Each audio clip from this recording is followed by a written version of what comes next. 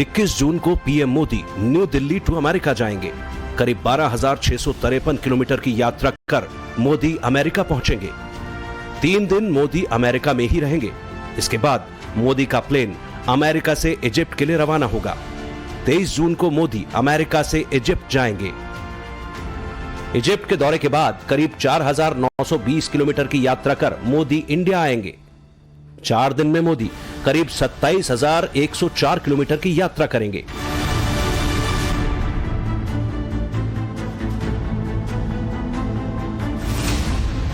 इक्कीस से 24 जून मतलब 4 दिन और कुल मिलाकर 96 घंटे।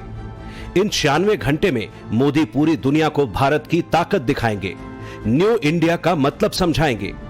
96 घंटे में मोदी अगले 26 साल के लिए इंडिया का फ्यूचर कैसा होगा ये डिसाइड करेंगे।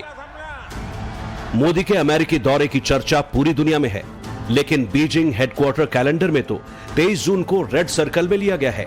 चीन पीएम मोदी के इस दौरे को क्लोजली मॉनिटर कर रहा है। 23 जून को अमेरिका से लौटते हुए मोदी इजिप्ट जाएंगे, जहां मिस्र के राष्ट्रपति अब्दुल फतेह अल सीसी इंडियन प्राइम मिनिस्टर का स्वागत करेंगे। इस दौरे के साथ ही प्राइम मिनिस्टर नरेंद्र मोदी ऐसे प्राइम मिनिस्टर बन जाएंगे जो 2009 के बाद पहली बार इजिप्ट का दौरा करेंगे। मतलब 14 साल बाद मोदी इजिप्ट के दौरे पर जाएंगे। हालांकि मोदी का इजिप्ट दौरा साल 2020 और 2021 में भी शेड्यूल हुआ था, लेकिन कोरोना के कारण इसे टाल दिया गया। 26 जनवरी यानी भारत के गणतंत्र दिवस पर मोदी और मिस्र के राष्ट्रपति की मुलाकात हुई थी। मोदी ने पहली बार किसी इस्लामी मुल्क के राष्ट्रपति को गणतंत्र दिवस पर चीफ गेस्ट बनाया था। इसी दौरान मिस्र के राष्ट्रपति ने मोदी को काहिरा आने का न्योता दिया था। अब करीब 6 महीने बाद ही मोदी मिस्र के राष्ट्रपति से दोबारा मुलाकात करेंगे। अगर इंडिया और मिस्र के रिश्तों की बात करें तो दोनों देशों के रिश्ते के 75 साल पूरे हो चुके हैं। मोदी का यह दौरा चीन के लिए बड़ी टेंशन बन गया है। चीन जानता है कि मोदी यूं ही तो किसी देश के दौरे पर नहीं जाएंगे। अगर मोदी किसी देश के दौरे पर जाएंगे तो वहां कुछ बड़ा होगा।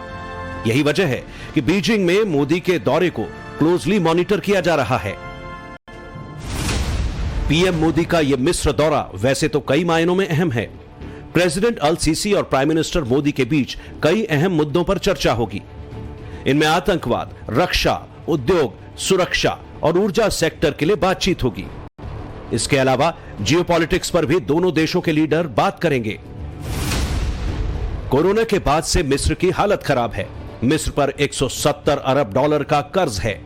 महंगाई दर करीब 32.09% हो चुकी है, यानी मिस्र के इतिहास का सबसे मुश्किल दौर।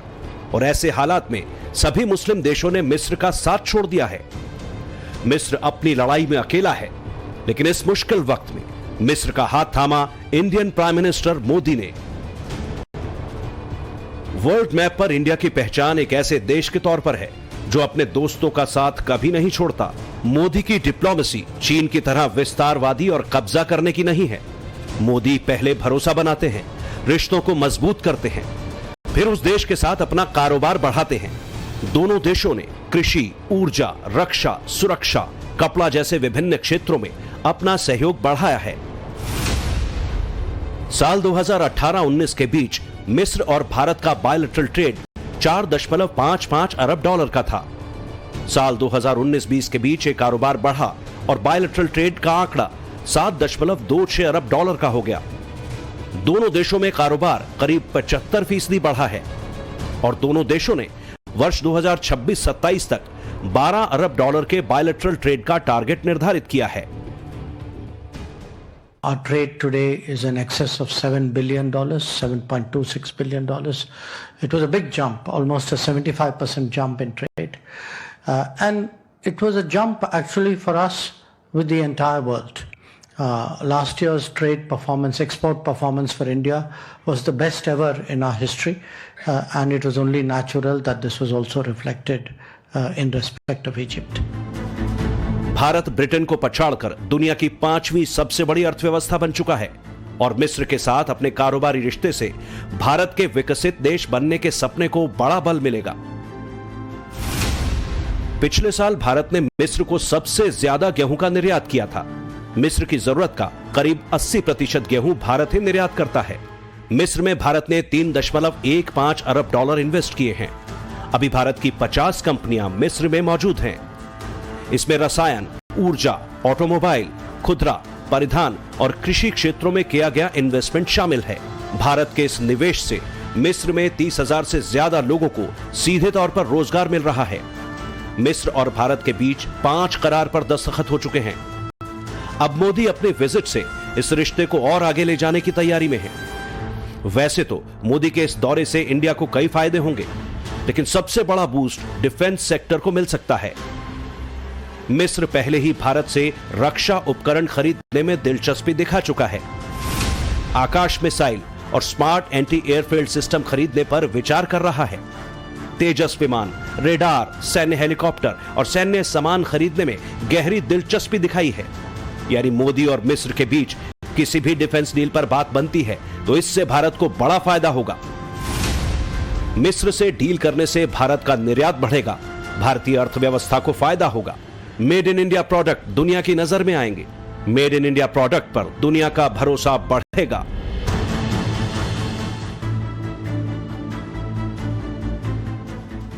अब यह समझिए कि बीजिंग में मोदी के इस दौरे से बेचैनी क्यों बढ़ी है। मिस्र अरब देशों और अफ्रीका दोनों की राजनीति का एक बड़ा खिलाड़ी है। इसे अफ्रीका और यूरोप के बाजारों के लिए एक प्रमुख प्रवेश द्वार के रूप में भी देखा जाता है। भारत और चीन के बीच एक अघोषित युद्ध चल रहा है, जिसका सेंटर पॉइंट अफ्रीकी देश है। और युद्ध का कारण यह है कि दोनों देश अपने व्यापार को दुनिया में बढ़ाना चाहते हैं और अफ्रीका के बाजार पर कब्जा करना चाहते हैं। सूडान, मोरक्को, अल्जीरिया, नाइजीरिया और घाना जैसे देशों में बड़े बाजार हैं। ऐसे में अगर भारत मिस्र को अपने साथ ले लेता है तो चीन पर यह भारत की बड़ी रणनीतिक बढ़त होगी। दुनिया में अभी अफ्रीका संघ के देश ही दुनिया में नए मार्केट के तौर पर सामने आ रहे हैं। ऐसे में भारत चीन को मात देने के लिए लगातार अफ्रीकी देशों से अपने संबंधों को मजबूत करने में जुटा है। चीन का अफ्रीकी देशों के साथ करीब $200 अरब का कारोबार है, जो 30 अफ्रीकी देशों की जीडीपी से ज्यादा है। तो वहीं भारत का अफ्रीकी देशों से 71.65 अरब का कारोबार है। यह आंकड़ा चीन के व्यापार से आधे से भी कम है। मोदी इसी आंकड़े को बदलने में जुटे हैं और इसी वजह से चीन टेंशन में है। मोदी का यह मिशन पिछले 9 साल से एक्टिव है। इसी के कारण अफ्रीका भारत का चौथा बड़ा व्यापारिक साझेदार बना है। अफ्रीका में चीन के वर्चस्व को तोड़ने के लिए मोदी सरकार आयात और निर्यात दोनों प्लेटफॉर्म पर काम कर रही है। भारत दक्षिण अफ्रीका, नाइजीरिया, अंगोला, मिस्र और मोरक्को से सबसे अधिक आयात करता है। ईंधन, तेल, प्राकृतिक और बनावटी मोती, महंगे पत्थर और अजैविक रसायनों का आयात होता है। दूसरी तरफ पेट्रोलियम उत्पादों, दवा, गाड़ियां और अनाज का भारत निर्यात करता है। दक्षिण अफ्रीका, नाइजीरिया, मिस्र, केन्या, मोजाम्बिक और तंजानिया को भारत सबसे ज्यादा निर्यात करता है। मोदी का इजिप्ट दौरा पहले शेड्यूल नहीं था। अचानक ही मोदी के इस इजिप्ट दौरे का यह प्लान बना। मोदी का इजिप्ट जाने का प्लान अचानक इसलिए बना क्योंकि मिस्र की सरकार जल्द ही एक बड़ा मेट्रो प्रोजेक्ट शुरू करने वाली है। इस प्रोजेक्ट के टेंडर पाने के लिए चीन और भारत के बीच रेस चल रही है। बताया जा रहा है कि यह मेट्रो प्रोजेक्ट $1.7 बिलियन का है। मिस्र के दूसरे सबसे बड़े शहर अलेक्जेंड्रिया में प्रोजेक्ट की शुरुआत होगी। 1-2 महीने में प्रोजेक्ट के लिए टेंडर की प्रक्रिया भी शुरू हो सकती है। अगर भारत को यह प्रोजेक्ट मिल जाता है तो इससे न सिर्फ भारतीय अर्थव्यवस्था को फायदा मिलेगा, बल्कि दुनिया में भारत की साख और मजबूत होगी। इसके साथ ही चीन पर यह भारत की सबसे बड़ी रणनीतिक जीत होगी। Bureau report, times now Navbharat.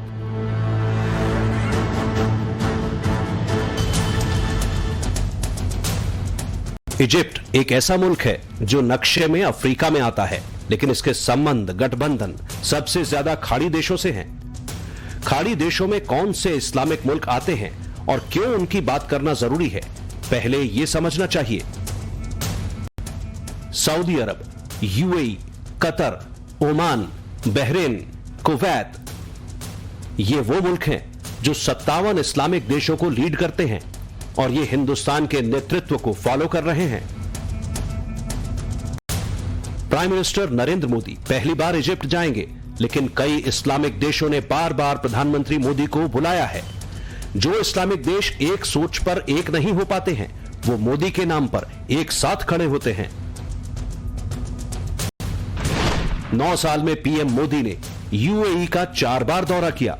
2015, 2018, 2019 और 2022 में मोदी यूएई गए थे। यूएई के अलावा पीएम मोदी ने सऊदी अरब, बहरीन, ओमान, जॉर्डन, फिलिस्तीन और कतर का भी दौरा किया है। मोदी जब खाड़ी देशों के दौरे पर गए तो इसकी तस्वीरें पूरी दुनिया ने देखी। जहां मोदी का भव्य स्वागत हुआ, मोदी को खाड़ी देशों ने अपने देश के सर्वोच्च सम्मान से सम्मानित किया। मोदी को अप्रैल 2016 में सऊदी अरब के सर्वोच्च नागरिक सम्मान किंग अब्दुल अजीज सैश से सम्मानित किया गया। 2019 में मोदी जब यूएई गए थे, तब उन्हें यूएई के सर्वोच्च नागरिक सम्मान ऑर्डर ऑफ जायद से सम्मानित किया गया। 2019 में ही पीएम बहरीन दौरे पर गए थे। वहां भी पीएम मोदी को the King Hamad Order of the Renaissance award से सम्मानित किया गया। हिंदुस्तान में एक बात बार बार बोली जाती है, इस्लामिक देशों पर हिंदुस्तान निर्भर करता है। इस्लामिक देश तेल बंद कर देंगे तो पूरा इंडिया ठप हो जाएगा। कुछ मुस्लिम नेता इसको मुस्लिम मोहल्ला में अपनी राजनीति के लिए इस्तेमाल करते हैं, लेकिन सच्चाई इससे एकदम जुदा है। इंडिया सबसे ज्यादा तेल किसी खाड़ी देश से नहीं, बल्कि रूस से खरीदता है। यूक्रेन जंग के बाद से भारत का रूस से तेल आयात 1350% बढ़ा है। भारत ने अपनी जरूरत का 42% हिस्सा रूस से खरीदा। इससे इस्लामिक तेल निर्यातक देशों के संगठन ओपेक से भारत के आयात में हिस्सेदारी घटी है। पहले भारत ओपेक से 90% तेल खरीदता था, जो अब 39% पर आ गया है। पिछले 9 साल में इंडिया की वर्ल्ड पोजीशन और तेल का खेल बहुत बदल गया है।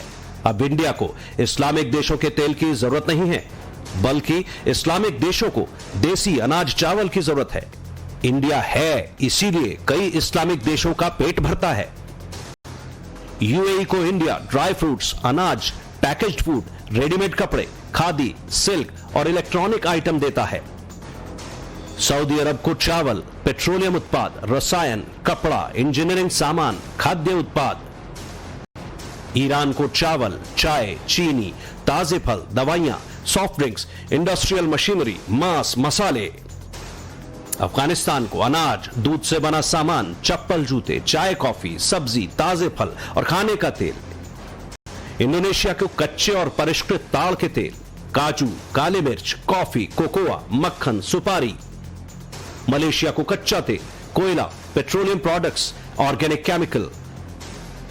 तुर्की को कपास, मेडिकल फील्ड में काम आने वाली मशीनें, दवाएं, चीनी, पेपर पल्प, मोती, हीरे, अनाज, कॉफी, मसाले आदि। लिस्ट बहुत लंबी है। इंडिया आज इस्लामिक देशों की सबसे बड़ी जरूरत है। जब भी सऊदी अरब को कोई बड़ा फैसला करना होता है तो हिंदुस्तान फोन करते हैं, नरेंद्र मोदी से जरूर डिस्कस करते हैं। इसके बातचीत के अगले दिन जो हुआ, उसने अमेरिका तक को चौंका दिया।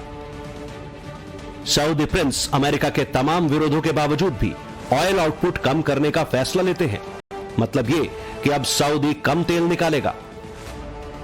गिनती में भले ही इस्लामिक देश 57 हो, लेकिन पावर में हिंदुस्तान के सामने ना कोई अकेला टिकता है, ना एक साथ। आज बड़े से बड़े इस्लामिक देश इंडिया से मेड इन इंडिया हथियार मांग रहे हैं और हिंदुस्तान से युद्ध नीति सीख रहे हैं। इजिप्ट हो या फिर ओमान, सऊदी अरब हो या कतर, यूएई हो या उज्बेकिस्तान, हर देश इंडिया के साथ अभ्यास कर आर्मी से युद्ध नीति सीख रहे हैं। कुल मिलाकर बात यह कि मोदी ने इंडिया को दुनिया का सेंटर पॉइंट बना दिया है। अब दुनिया में संकट हो या फिर किसी देश को ग्लोबल परिप्रेक्ष्य में बड़ा फैसला लेना हो, वो इंडिया को लूप में रखता है। यही मोदी का प्लान है, जो दुनिया में एक बार फिर भारत को विश्व गुरु बनाएगा। Bureau report, times now Navbharat.